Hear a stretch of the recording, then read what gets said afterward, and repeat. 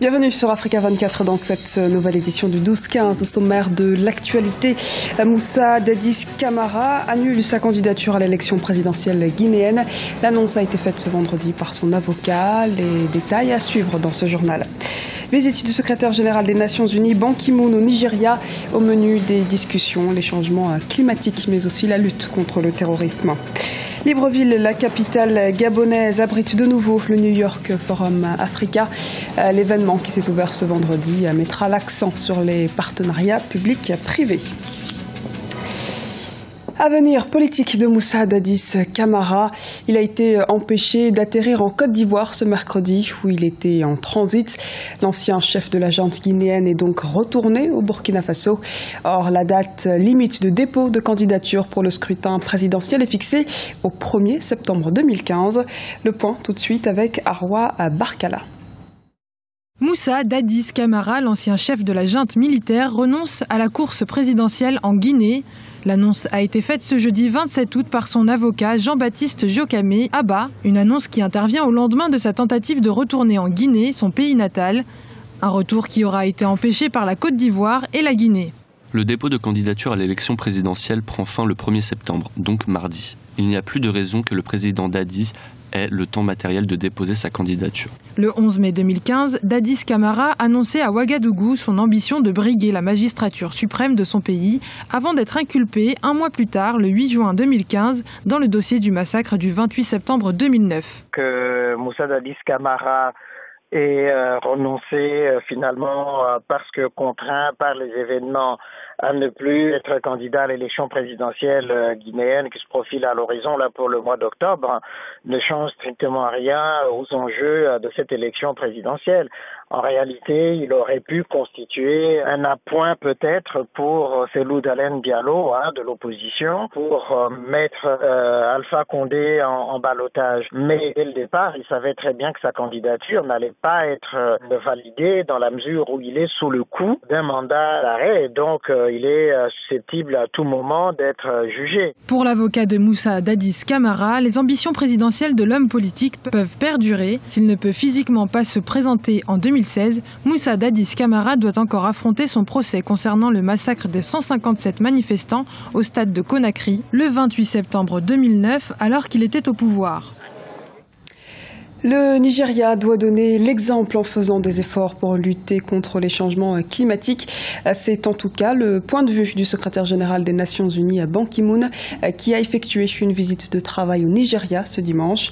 Reportage de notre correspondante au Nigeria, Afolake Olinloye, commenté par Emmanuel Milimono.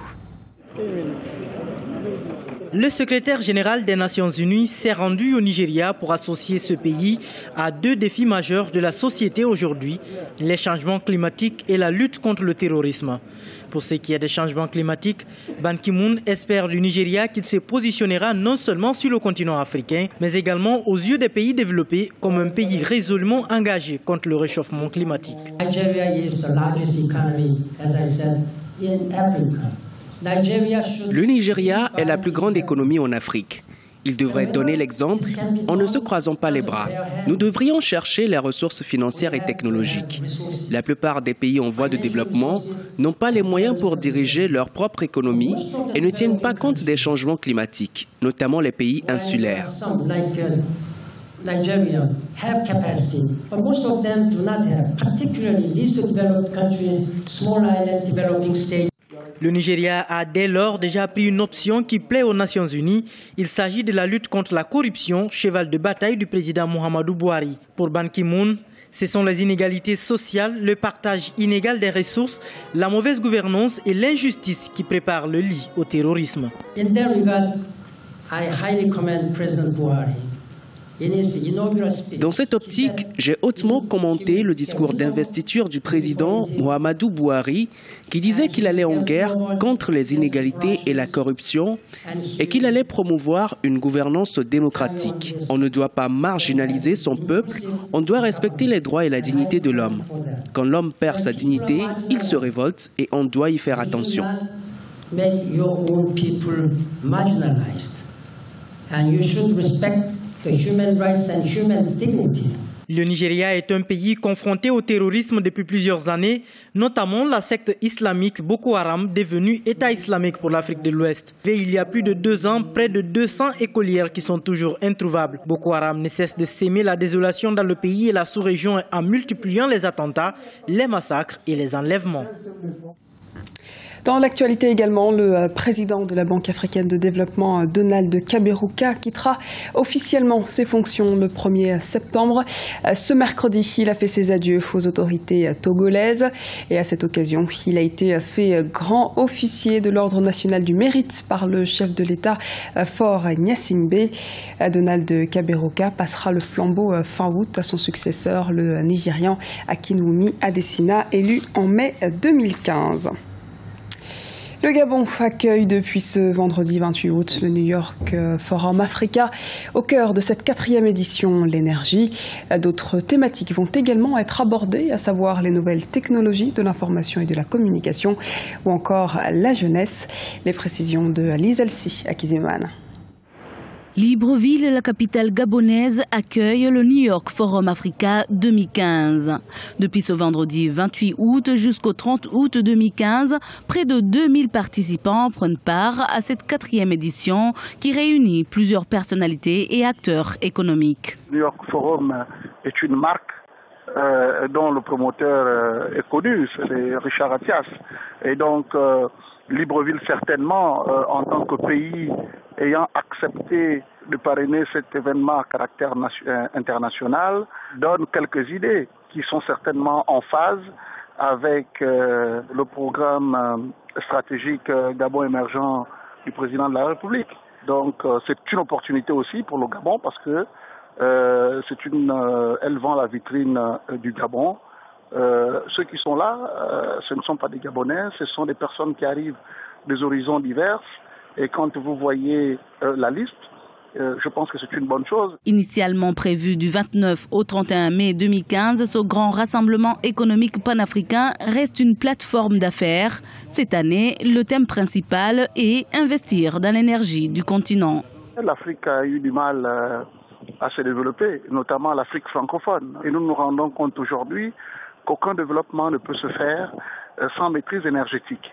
Ça veut dire quoi? Ça veut dire que vous ne pouvez pas penser aujourd'hui tirer de profit dans un environnement où vous avez des délestages en permanence. Pour ne citer le cas du Gabon qui est en train de faire une mue vers une transformation agricole et autres avec un certain nombre de projets, ou vers une transformation de ces matières premières, que ce soit le bois qui est maintenant industrialisé localement, transformé localement, que ce soit le manganèse avec le ferromanganèse.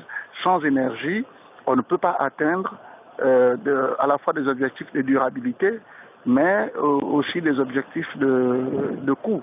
Le New York Forum Africa 2015 se déroule sous le haut patronage du président de la République gabonaise, Ali Bongo Ondimba. Tout au long de ce forum, plusieurs tables rondes seront organisées. Cette année, la grande nouveauté est la mise en place de nouveaux marketplaces, lieux de rencontres traditionnels et virtuels permettant aux participants de fixer des rendez-vous individuels avec les parties prenantes gabonaises et les entreprises internationales. La finale de l'Afrobasket 2015 approche à grands pas. Le Palais des Sports de Radez a vu se jouer les quarts de finale du championnat ce jeudi. Et en attendant les demi-finales, certaines équipes jouent quant à elles leur classement ce vendredi. Les précisions à Darwa Barkala.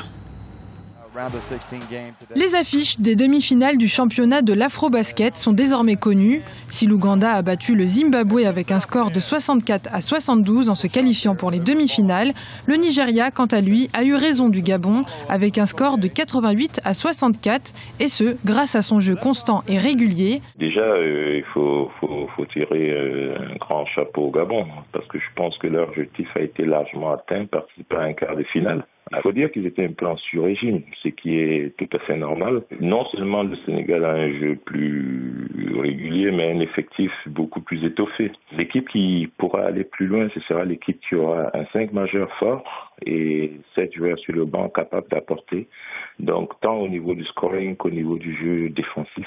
L'Égypte n'a pas pu prendre sa revanche face à l'irrésistible jeu de l'équipe angolaise. Le Mali et la Tunisie se sont également confrontés sur le parquet de Rades, concluant leur rencontre par une courte victoire du pays hôte, 67-60.